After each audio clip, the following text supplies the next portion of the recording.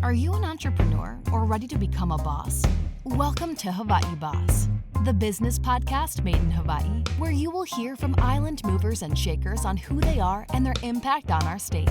And now, step into the office of your host for Hawaii Boss, David Pettijohn. Aloha and welcome everybody out to the Hawaii Boss podcast. This episode, today we have Kim-Anh Nguyen, Dr. Kim-Anh Nguyen, MD. She's sort of a doctor. She has a PhD and an MD. She's a clinical researcher. She was president and CEO of the Blood Bank of Hawaii since 2013. She's also a faculty member at the UH School of Medicine as assistant clinical professor in the Department of Pathology. That's all that blood work and disease work and things like that. Her career in blood banking spans over 17 years, most of which was with the second largest blood provider in the U.S. In California, in the Bay Area. She's actively participated in and held leadership roles in regional and national transfusion medicine professional organizations where they talk about blood, and she is all in for Hawaii. Daughter of immigrant parents, a really true, amazing story. She tells us she really just only started life after her 24th year of school, after she graduated from that. So anyway, we've got a great story. She's got a great story to tell and a wonderful service that she's providing. And we look forward to talking with Kim-Anh Nguyen. Aloha Hawaii Boss crew out there. We're a special day today. Aloha Friday to everyone out there. We're here in the boss's office of Kim-Anh Nguyen, who is the CEO of the Blood Bank of Hawaii.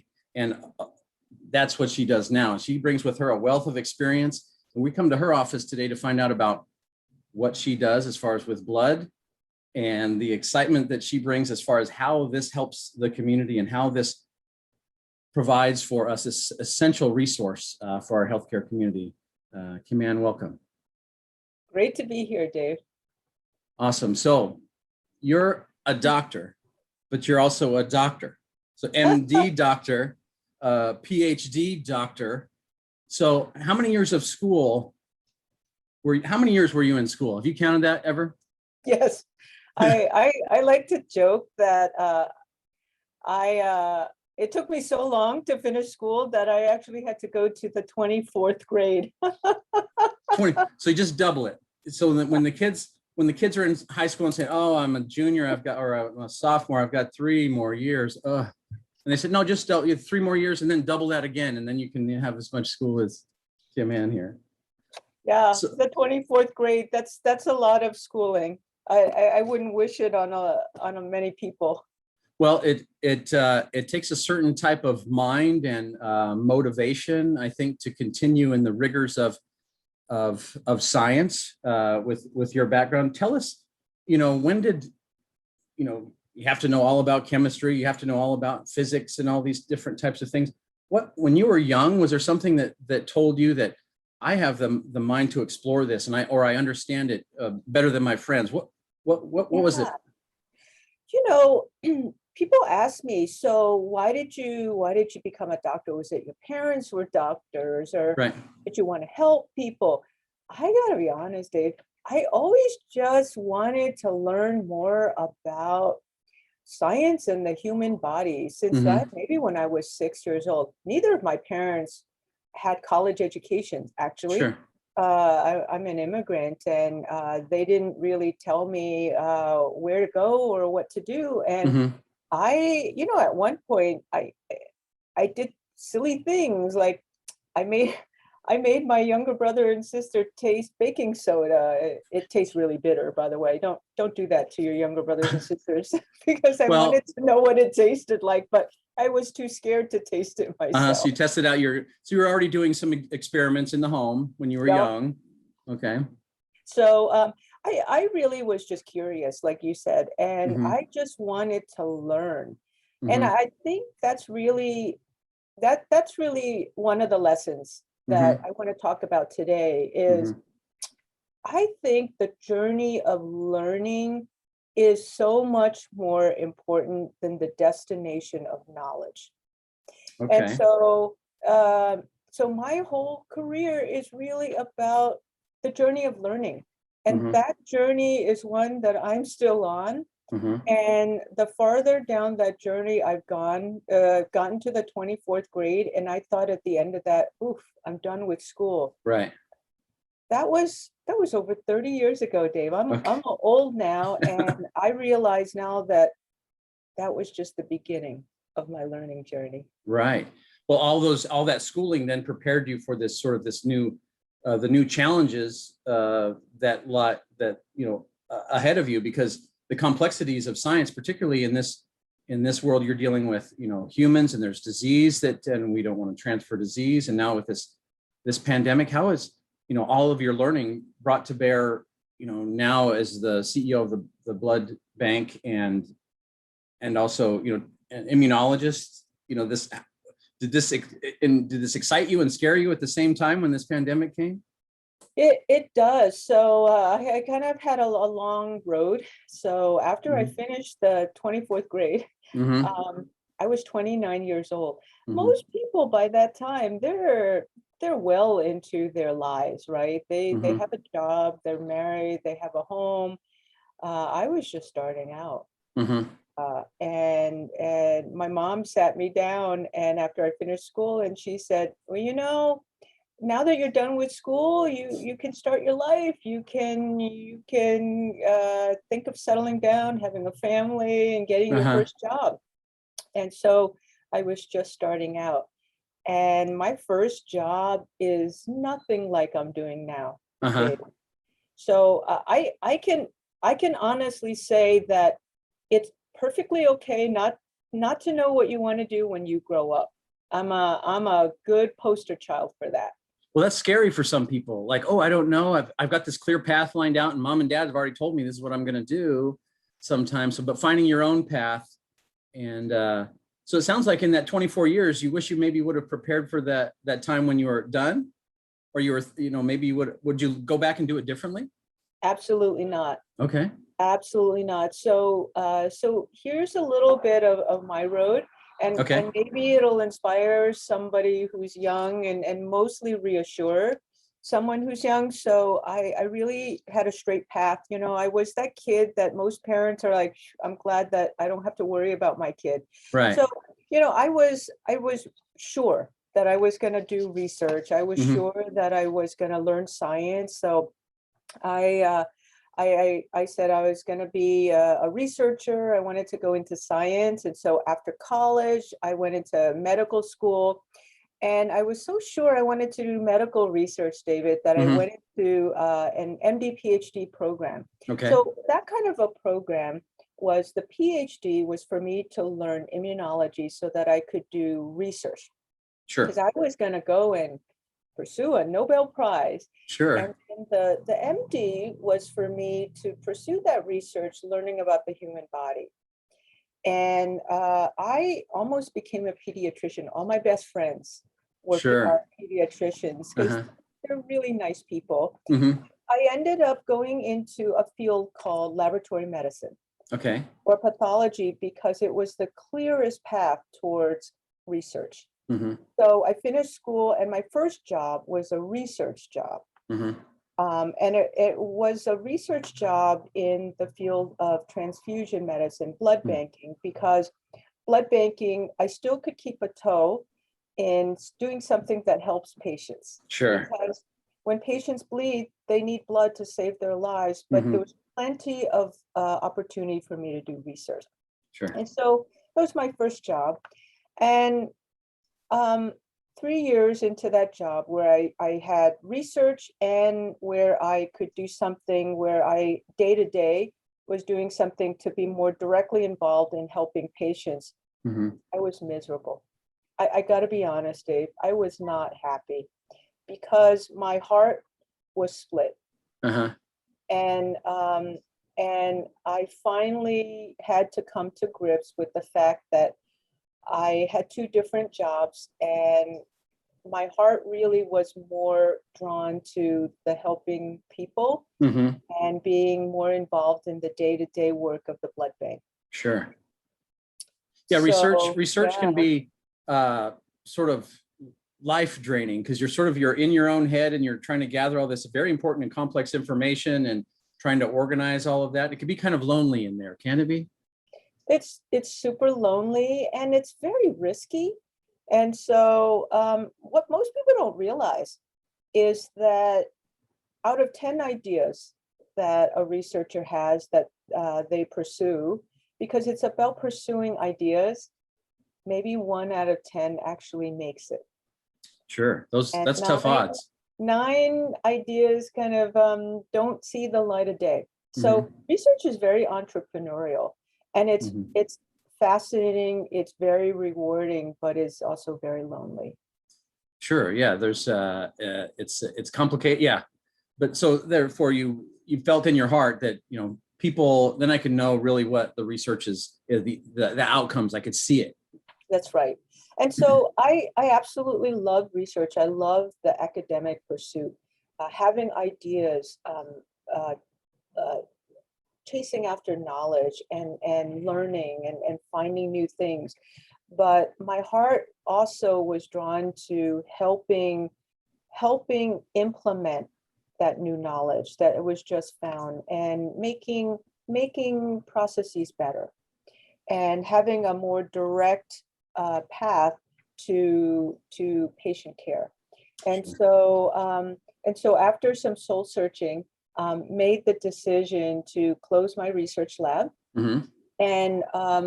and spend all of my time in what we call blood banking operations. So I became the medical director of the San Francisco Blood Bank.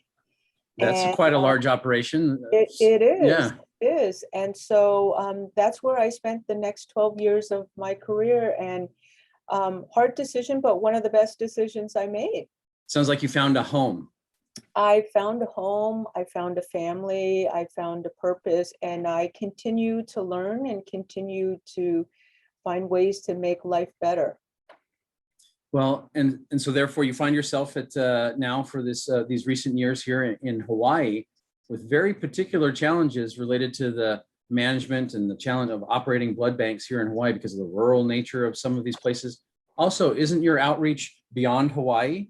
Do you support, tell us a little bit about what your current, work is related to the blood bank and how you brought sort of this operational and learning from San Francisco and really, what you are trying to create here? What's a little vision of what you see? So further along my professional life, so the role that I had back then was still very technical. I was the medical director, and so still assisting doctors take care of patients. But then as a member of the blood bank's leadership team, I took more and more of a leadership role, helping other members. And my role then started to expand to work with blood donors, work with the community. And one of the beautiful things about a blood center is going beyond helping sick patients to going to the community. And for me to recognize that in working with blood banking, it's connecting healthy people in the community with sick patients, because in blood banking, the medicine, the therapy comes from healthy people. And the blood supply of that community is walking around in that community. Right. And I grew to realize that my calling was beyond the hospital, beyond sick people, and out into the community. And so the next calling I had was actually to come to Hawaii. Okay. And what drew me here to Hawaii, Dave, is that Hawaii, more than everywhere else I've ever lived, has such a strong sense of community. You bet. And that's now almost 9 years that I've come here with my family. And again, one of the best professional decisions I made was to come to Hawaii and lead the Blood Bank of Hawaii, because here I truly feel that I am in a community and I work with community for this community. And that's where I feel that my role is, to be part of this community, to build this community, and to help this community. Sure. And I know sometimes it's difficult with all the stuff out there, getting your message out. It seems such a simple thing. Give blood helps people, but people want to give money. Some people are afraid of needles and different things. What kind of opportunities are there for folks out there to draw blood? To get their blood, if they're okay to draw, they don't even know if they can do it or not. It's a lot of, maybe there's some misunderstandings out there. So here's what I've learned, and it comes to the heart of the nature of leadership. Mhm. People ask, what do you do as a leader? And I joke and I say, I don't actually do things as a leader. I talk. Mhm. And that really is the heart of the role of a leader, is to connect, Right. to communicate. And this Not just is in a shallow way, but in a more deeply sort of intimate a way. deep way, because the connection has to be so deep that it gets someone to change how they think, so that they change their lives, so that Right. they do something different with their lives. And with blood donation, one cannot get more deeper Sure. than to give a part of my own blood, to take something from my own body, to Mhm. put into your body, Right. to give yourself another 120 days of life. Sure. There's There's a certain reverence when you talk about it that way. There's a certain sort of like, okay, it's a really a special gift. That's right. And it's direct. And it is it's an impact that is immediate, it's direct, and it's personal. Right. It's Yeah, direct here to the local people here in Hawaii that need it. That's right. It's from me to you. Mhm. And it's literally sharing a part of my life force and my health to you. Mhm. And it's anonymous, Mhm. because I don't need to know and judge who you are and whether you're a good person or a bad person, and Sure. you don't know who I am, but I'm giving of my life force to you. Mhm. And what others? I mean, what higher service is there? To give a little bit of yourself for that someone else can continue on in their lives, that they would that no fault of their own or whatever, the disease or something that's going on with them, or my wife, if I could share a story, my wife was giving birth to our last child, and there was they call it an amniotic embolism. Anyway, at the end of the day, she required like 13 units of blood plus 17 units of plasma. Really, I mean, just it saved her life. And so that's why I have to go in and give. And there's lots of ways to go and schedule that. It's so easy to go in and do that. But again, it's super meaningful for me. And I'm sure you've heard lots of other stories out there of folks That's right. And Dave, in this endeavor that I'm now, I feel like in a way I've come full circle, and I've prepared my whole life, because it's so visceral, the connection. I never have to wonder when I go into work, gee, I wonder if I'm making a difference with guaranteed. what I do. It's a guarantee. Right. And some days are really hard. And we at the Blood Bank of Hawaii, because we're a nonprofit, we're not here for the money. I could be making so much more money. I could be working fewer hours. Sure. In another vocation, in another job, but we all here at Blood Bank of Hawaii choose to be here, because I know every day that I make a difference. Yeah, that's the reward. That's the reward. Yeah, well, that's amazing. And there's always such nice people when you go into the nurses and the folks that are checking you in. They're always so busy, sort of like a little beehive running around, and they're making everything move. And they're so kind to folks. Like if my daughter has tried a couple of times to draw, and when she was, and she low on iron, and then she couldn't give. And then, so the different things, she was upset, but again, she kept trying, and they're so helpful, and they're so nice. Oh, not this time, but come back. And they really want to, again, they welcome those people. Like, again, they know what gift they have with them. So it's pretty unique. Yeah. And so again, at the end of the day, if what is the role of the boss, if you will. And I think at the end of the day, it's that connection. Mhm. Can we as leaders, can we make that pivotal connection Mhm. with our team, with our communities, with Mhm. external stakeholders, with business partners, Mhm. that pivotal connection to get that next step to Right. happen, to get that change in behavior to Right. happen, to seal that deal, Right. To to motivate move, to towards a motivate, good goal. that's right, towards a positive impact in whatever way. Do we have that vision Mhm. that we don't see, that others don't see in the present, but we can see that gap between the present and the future and help our community and our organization go from the present to the future? And I feel that Mhm. that's the essence of leadership. That's awesome. And that also provides opportunities for other organizations. You'd mentioned those different stakeholders out there. If they want to make a positive impact in their organization, they can in many ways support what you're doing and feel of that energy because they're participating in that service. So either I've heard of companies doing blood drives on their own. How can groups out there who want to feel inspired and I guess that's what would make them to move and change their schedules and be able to go to the bank and everything like that. What would you tell them to, how could it help their organization and also help the blood bank? I would say this, if you're a leader, you know that Mm-hmm. you you need to make that ask. Just as you ask, you make that ask of your team. Mm-hmm. And it's all about making the ask. Make that ask of your team today. I need you to give blood. Right. Will you give blood for me? Uh-huh. Right. Because when we make that ask of our team for the right reasons, they will do it. Right.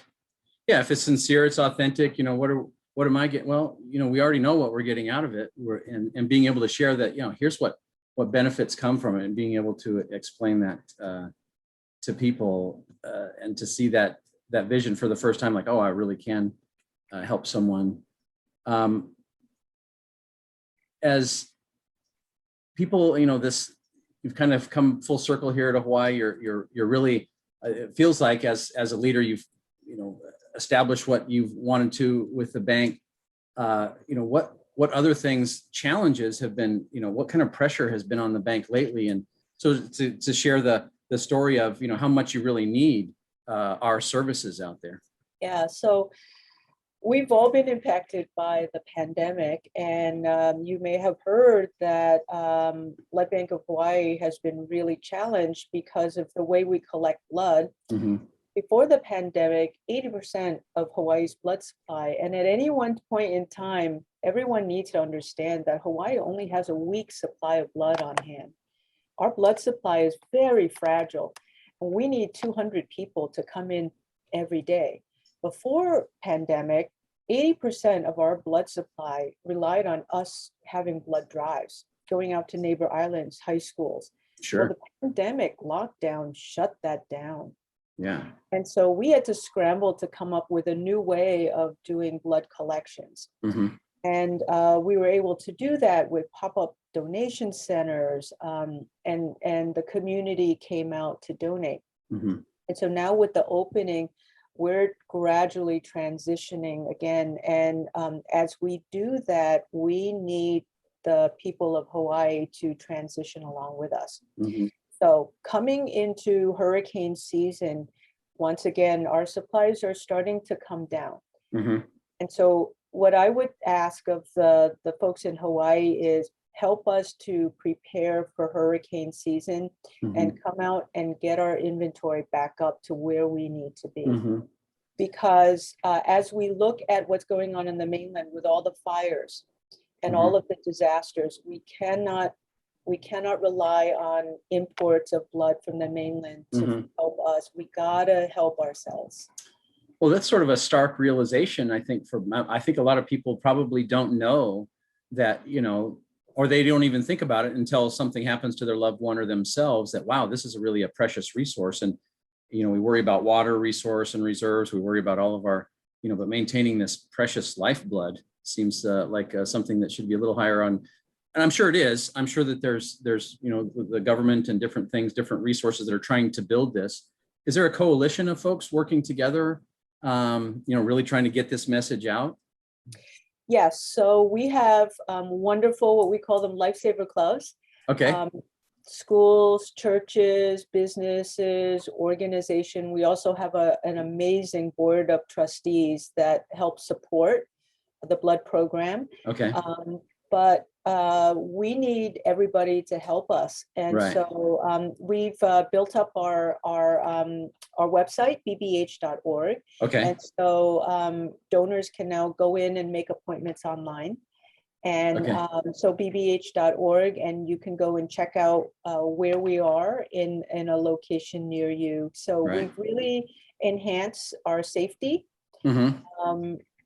The majority of our staff are now vaccinated, so please get vaccinated and be safe. And Blood Bank of Hawaii over the last year has found new ways to participate and help the state of Hawaii in coping with the pandemic. And so and now focusing on shoring up the blood supply. Sure. And I always go down to the Young Street one. That one's nice. But then there's a little competition between the Dillingham one. There wasn't room in the Young Street one. I went to the Dillingham one and I said, oh, you guys are a lot nicer over there. So anyway, and then there was one from the Young Street. The nurse from the Young Street said, hey, wait a minute. So anyway, they're really a nice, just so nice when you come in and welcoming and like you say, very, sanitized. The process is, you're not, it's a very clean and very, near sterile process. I mean, it is sterile when it's on your arm, but it feels that way when you go in there. It's just a very clean and welcoming place. And then of course you get the snacks after you draw the blood, right? That's right. That's right. We've also brought in technology, Dave, okay. Over the last 5 years. And so if you come into Young Street or Dillingham, even on our blood mobiles now, you will see machines at a lot of our donor chairs. And these new machines, they're kind of like dialysis machines, and they increase the efficiency. So for instance, type O red cells is a universal donor. So we keep calling our O-neg donors, but with these machines, we can actually safely, for the donor, collect 2 doses of red cells at one time, and then return the plasma back to the donor. That's what I do, because you can only do it like every 4 months. That's right. But again, it's a good shot of what you guys need into your bank immediately. That's right. So we're going into the 21st century now, and utilizing automated technology as a better way to match what our patients need with what our donors type is. Sure. So is there a central that, again, a lot of times you get apps, it's on the cloud or something like that. So now in Hawaii specific, or is it beyond just Hawaii that there's sort of this matching system that works, and then also how to transfer and order it from one hospital to the next? I'm sure that's really smooth things over. Yes, absolutely. So we have our catchment area is Hawaii. And so we want to make sure that we have enough to serve our local needs, because we're the sole provider for all of the hospitals in Hawaii and a hospital on Guam too. But there is a national resource sharing system. And so when we have needs, we can get blood from the mainland and vice versa. But as I said, right now, with all of the disasters, we're not going to be able to rely as much. In fact, every day we get asked for blood from the mainland. And so we really need to focus on having enough to meet local needs. Wow. So you're getting requests from the mainland for Hawaii blood. So is that what you said? Almost every day, Dave. Wow. Yeah. That's sort of makes me anxious that they can't pull that where they have, more access to people. But I guess we still have to continue to raise awareness and let folks know that how important this is. It's just really finding a leader like yourself that, with all this ability to do research and things like that, but have decided to sort of this path with people and engaging, but also using your skills, in the science of blood and it just feels like it's a fulfilling for you. It's like you sort of reached the pinnacle. But is there something else that you'd like to explore as a career with all that 24 years of school? You don't feel like you're the research. Once there's a researcher in there, I guess there's always a researcher. So anything that you're working on right now or thinking about or exploring? Oh, absolutely. So I have learned so much since I've been here in Hawaii. And so I'm doing nothing like I was doing as a doctor. Now I'm thinking of strategy and going beyond that. So in Hawaii, some of my areas now of thought is how do we work together as a health system? Mm-hmm. What are new ways that we in Hawaii as an ecosystem, how can we and how can blood bank work together with our health entities to improve the health of Hawaii? So some examples is, boy, wouldn't it be great if all the hospitals and the blood bank could know at any one point in time where all the blood is in the state of Hawaii, all blood types. If we had a software system where we could share where all blood is, and so we are working to implement that. So that's one thing that we're doing. Another thing that we've been doing over the last year with the pandemic is working with the CDC on identifying where in Hawaii the citizens of Hawaii, the blood donors, have been exposed to COVID and where they have been successfully vaccinated as an ongoing thing, and providing that information to our public health leaders. And so that we can identify the pukas in successful vaccination. So I think that these are new areas, and there are even more ideas that we have in the future. So I'm excited. For me, there's so many avenues, but it's really ways that we can partner with our hospitals and our healthcare entities, schools. And then another area for me is workforce development. How do we educate more technical students so that they can go out and become professionals and keep them in Hawaii? That's right. You're suffering from the same staffing issue that everyone else is in healthcare, the phlebotomists and the technicians and everything. We're all competing for them. I think in the same way, there's just not enough folks that are trained. That's right. Absolutely. And so we are feeling the same pain that our hospitals are feeling. And so if we don't do something at the Blood Bank of Hawaii to help grow these medical technologists, then we're going to lose them. We're going to lose them to the mainland, and we will not have enough to meet our own needs. And so that is one of my visions, is to be part of what we can do to grow and produce more medical technologists with a subspecialty in blood banking for the future. Sure. And so that's Kapiolani Community College, I believe, has a program. I think there's something in Leeward too that has that, but I know throughout the Hawaii system, there's several places where you can get your prerequisites, and there's a career path for folks. Is there scholarships and things out there? Yeah, that's right. And so I'm a faculty member with the UH School of Medicine, and then we participate with the UH program for MedTechs and KCC, but we need to go beyond that. And so we are working to help train specialists in blood banking and other blood banking MedTechs. We help train physicians in pathology. I think we need to do more, and we are working to see how we can do more. So these are just some ideas that we have. We have to explore them. I call them incubator ideas. You got to get them out there, at least out in the sunlight, where everybody can look at it and say, oh, that makes sense. Or, oh, I was thinking along those same lines. It's really an opportunity without judgment. Let's put it out there. Let's look at it. Let's see if we've seen it before, or and then as sort of not cooler heads, but sort of we can all look at it in a sort of a non-emotional, which sometimes happens as we're trying to make big decisions about about big dollars and money and things like that, but just putting it out there, and let's start talking about it. You know, I agree. And I think the key is we are such a small ecosystem. We need to stop thinking about each other as competitors. right? And in this way, we need to be partners.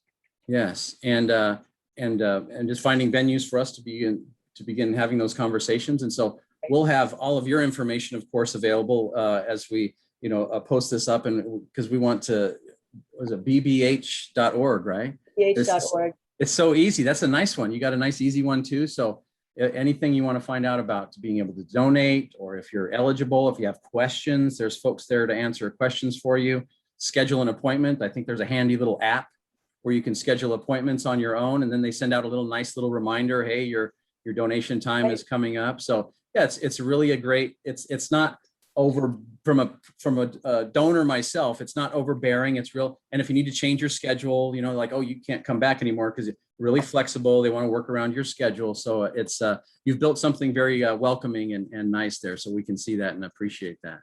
Kim-Anh. Yeah, no, thank you. This has been such a fun conversation. Sure. And a great chance to reflect on what it's been like since I've been a little kid. And I would say that's a part of it too. Don't lose the sense of the little kid in you. I'm still a kid. I still don't know what I want to be when I grow up, Kate. Because the kid part actually helps to generate a lot of creativity and stuff. If you're always in your head, figuring, you're no fun. All work and no play makes David a dull boy, as they say. Yeah. So Yeah, that's the last piece of advice is slow down. Don't be in such a rush to get to the destination, because it's really about the journey. It is. And well, that's a great summary. But before we let you go, though, we call Pauhana. It's Friday. We loosen up a little bit. We ask you a couple of questions, to see what what's behind Kim-Anh and outside of her lab coat and CEO role. So tell us, Hawaii is, why Hawaii? And now looking back, the time that you've been here, what's been your favorite part of living in Hawaii? Oh my gosh. So I know there's a lot, but what really just kind of resonates with you? I think getting back to basics. Mm-hmm. Getting back to basics. It's not any of the fluff. It's basics, family, health, community, and God-given nature. Sure. And it is all there. That's what I love about Hawaii, is that, you hear there's lots of things and energy and politics and things that go on in the mainland and other places. And we have that share of that here. But in generally, push comes to shove, we're all high-fiving as we're up and down Cocoa Head, stairs there, or when we're down, we try and accommodate one another. We have a lot of grace for one another. I think that's what that aloha means. That's right. Hawaii is about the simple life, and the simple life is really the important life. It's the simple life is the important life. All of the rest is a distraction. That's right. It's tough though when you're out there in the grind and working and trying to find that. So if you need to just get away when stress is pretty high, is a spot you like to? You don't want to give away your secret place, but general areas. There's some place maybe on the islands you go. Some people like to go to Kauai. Is there some place that you and your family like to enjoy? We go to the local places in Waimanalo and just hang out in the beach. Just a quiet Waimanalo beach. I know, it's so nice. So sunsets, it's kind of it gets a little sort of a mood in the evening after the sun goes over the ko'olaus there, but the waves are still kind of just brushing in there, and it's just Waimanalo is everything's okay. You get that feeling, when you're just sitting there. I love watching the sea turtles and the neighborhood kids just playing and laughing in the water. And I just love just sitting there and just looking at the mountains and just being thankful and grateful for everything I have. Yeah. And the stress, just melts away. It does. Counting those blessings and just seeing it around you. It's countless. Sort of this like living in a miracle is Hawaii. I think one way to explain it. But I share the same vision with you, and that's part of the reason why we stick around here, because it provides a lot of sort of human heart and soul needs. That's it. Yeah. Simple life is the true life. Yeah, right. And sometimes that's why, people coming from the mainland, they're up there, they're in their speed when they're coming here, right? They're like that.